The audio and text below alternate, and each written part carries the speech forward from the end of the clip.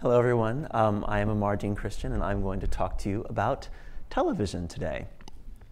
10 years ago, if I'd asked you to name the most exciting and surprising TV comedies and dramas, you might have named some of these.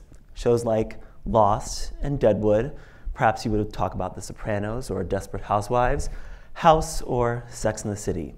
If I asked you the same question today, you'd be remiss if you didn't mention one of these. Sleepy Hollow, Fox's time-traveling supernatural drama. Jane the Virgin, CW's adaptation of a telenovela. Fresh Off the Boat, ABC's sitcom about a family with a 90s hip-hop soundtrack. Scandal, ABC's epic drama about power in Washington. And of course, the fastest-growing drama on television, Empire, Fox's series about a family's struggle to maintain power in a music industry dominated by men. The difference is clear to any TV fan. Characters of color are moving from the margins to the center of sitcom and drama narratives. In 2015, it's looking like TV is more diverse than it's ever been. But the reality, as always, is more complicated than that. Consider this graph compiled by the Huffington Post of all black cast sitcoms on television from the 1960s until the present. During the 2000s, there were virtually no majority-minority shows on television. Why? In the 1990s, broadcast networks like ABC and Fox developed dozens of black sitcoms as white viewers started watching cable channels like MTV and HBO. But deregulation, which allowed networks to take a financial interest in their programs, and the discovery of rich urban and suburban viewers, think of the audiences for Frasier, Seinfeld, and Friends, allowed networks to forget about black and other communities. Even as ratings fell year after year after year, networks failed to realize they'd forgotten to make shows for almost half the country. Even then, stories with characters of color tended to normalize them. They were mostly straight, upwardly mobile, or conforming to gender norms.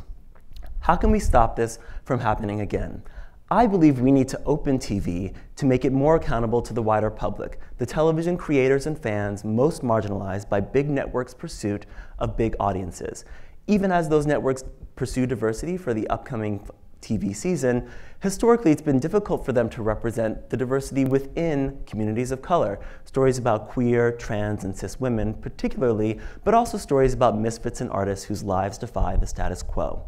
That's how I started my next research project, Open TV, a platform for a community-based and independent arts and artists. Open TV is an extension of my first research project on original series production for the internet, or web series, as an innovation in the television business. I started studying television in 2008 and realized in response to networks' neglect, independent creators were making and releasing their own shows via an open network. I interviewed over 100 producers of independent web series and found this was a truly innovative open TV market where producers piloted new shows in collaboration with fans and sponsors. I counted hundreds of series by and about Asian American, Latino, Latina, Black, and GLBT communities and people. These stories unfolded across a range of genres, from sci-fi comedies to soap opera thrillers, all by and about the people most marginalized by the television industry. But the indie TV market, which I define as television production independent of traditional television distribution, was far from perfect. Whenever I told people I studied web series, they'd say they'd seen one or two and they were bad, meaning cheaply made. Because they were trying to compete with traditional television and tell full narratives across a range of episodes, creators strained their resources. Many series had budgets from thousands of dollars to zero or less than zero. Sponsors have been slow to fund indie series, particularly from producers of color. But most people never saw a web series. Marketing and promotion was a constant struggle. After financing the filming and editing of an entire show, creators had little time or money left to get the word out. Many amazing series went completely unnoticed by potential fans. Soon, indie TV networks started up to aggregate shows and market them to niche audiences. But the competitive online advertising market suppressed revenue, and many of them shuttered. Even then, indie TV network executives often only focused on one community to market to. So straight black women or white gay men, communities with a lot in common, didn't know about each other's shows. I realized we needed to radically reimagine how TV is developed, sold, and packaged. TV needs to adapt to the digital marketplace and the increasing diversity of America. Open TV takes a diverse approach to developing television for the digital age. I will pilot, produce, and license series in a wide variety of ways from a wide range of sources. Consider Empire's lavish masculine version of gay hip-hop. Thank you.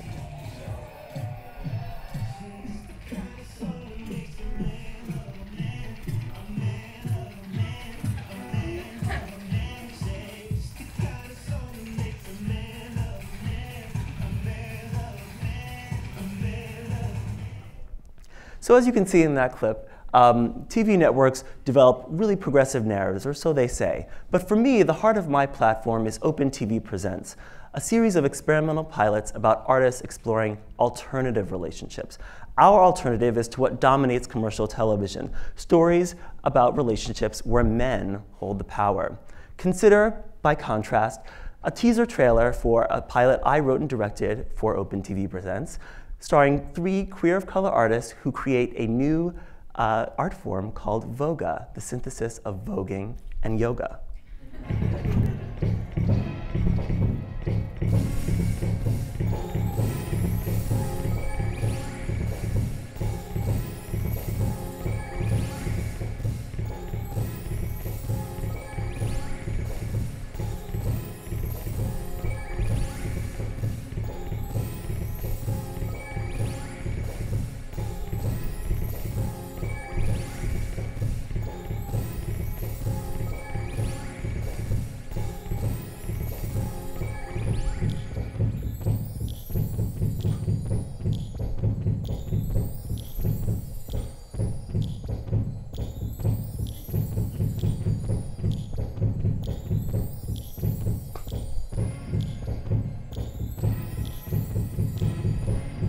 Nupita Obama Creates Voga shows a side of hip-hop masculinity we rarely see on TV.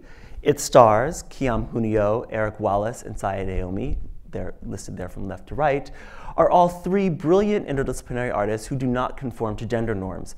Eric, a hip-hop and Vogue performer who identifies as post-gender, also produced the song to which she is dancing.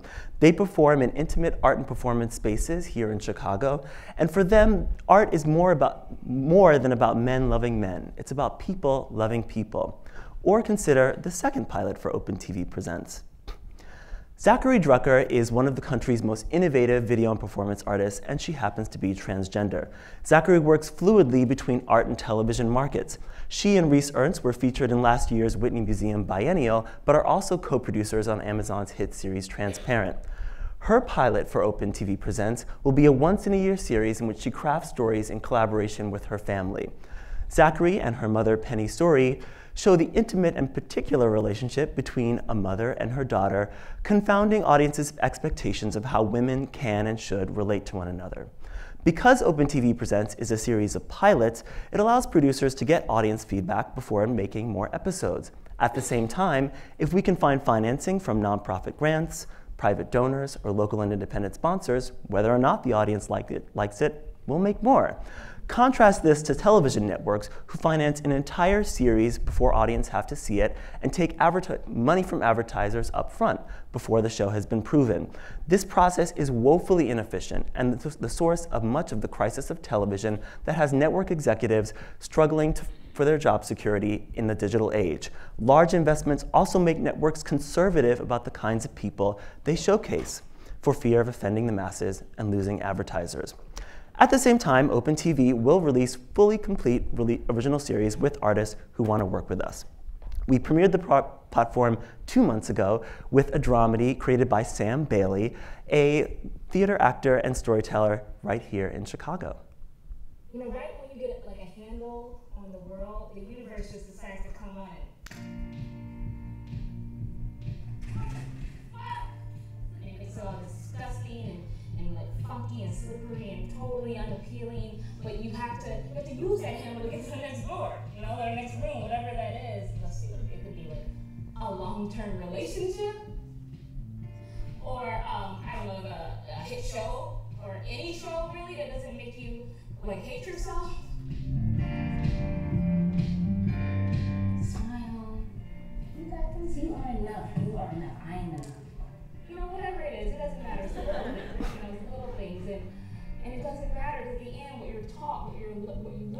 that the universe doesn't care. The world doesn't care what your expectations are because they suck. No, that And you're not special. We aren't special. You can tell me anyway. I know you will see eventually quite clear. Recently recognized by the Tribeca Film Festival as part of its new online work program, You're So Talented follows Bea Freeman as a young artist struggling to find her footing after a breakup and the closing of her performance art show. The series came to me already filmed but in need of post-production, or editing, and marketing support. But it wasn't just money that attracted Sam Bailey to our platform, but rather that we were developing work with local artists she knew, particularly focusing on innovative work from trans and cis women of color. We want to showcase a diverse range of artists who identify as women. Such is the story. Excuse me, I jumped ahead there. Not yet. So, Open TV will be developing not only scripted entertainment, but also reality television. Reality television dominates the so-called second golden age of television. Networks use this cheap programming to fill their schedules, and reports strongly suggest that reality TV work is underpaid, dangerous, and unreliable. Talent have no control over their stories, and workers' requests for job security and benefits have been ignored by networking studios. Because of this, the stories we see from reality TV are basic. They reduce people to stereotypes and art to competition. Open TV is currently filming an alternate reality series in collaboration with Honey Pot Performance, a collective of 4 brilliant performance artists who've been making work in Chicago for over 10 years. Such is the story. Such is the story we have been told and continue to tell. Such is the story of our former mothers and ourselves. Isis begat peace. Peace begat Aika. Aika begat Paloma. Paloma begat Hattie served a second Isis, and Isis spread her wings to them all.